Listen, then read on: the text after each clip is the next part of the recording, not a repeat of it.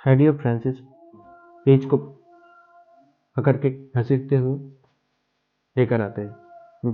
Justin अपना मुंह उस तरफ करके बैठा हुआ रहता है, तो क्रक जस्टिन को बुलाकर दोनों में से किसी एक के साथ गलत काम करने के लिए कहता है, तो जस्टिन मना करता है।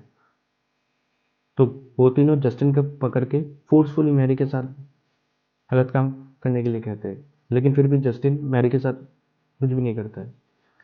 उधर पेज मैरी के साथ ऐसा हो रहा है देखकर वो ट्रक को गाली रखती है, तो ट्रक को गुस्सा आता है और वो जाकर मैरी को ज़मीन से उठाकर उसके पेट में खंजर घोंप देता है और 2-3 बार स्टैब हटता है।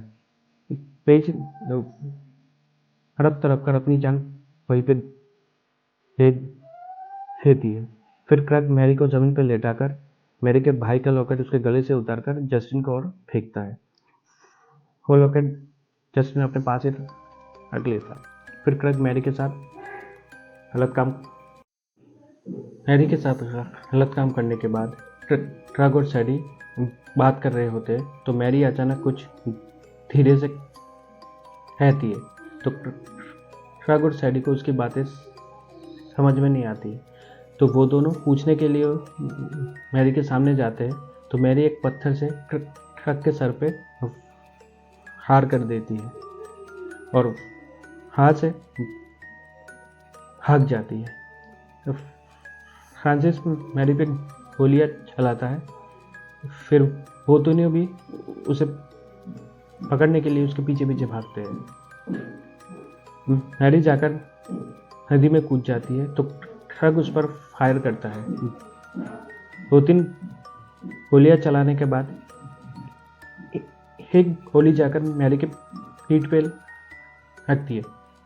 अब तक धीरे धीरे तूफान भी आ चुका होता है, तो वो लोग उसे मरा हुआ समझकर वहीं पे छोड़कर चले जाते हैं। सीन चेंज होता है। हम देखते हैं एमा और जॉन दोनों मिलकर अपने किचन में खाना बना रहे होते हैं।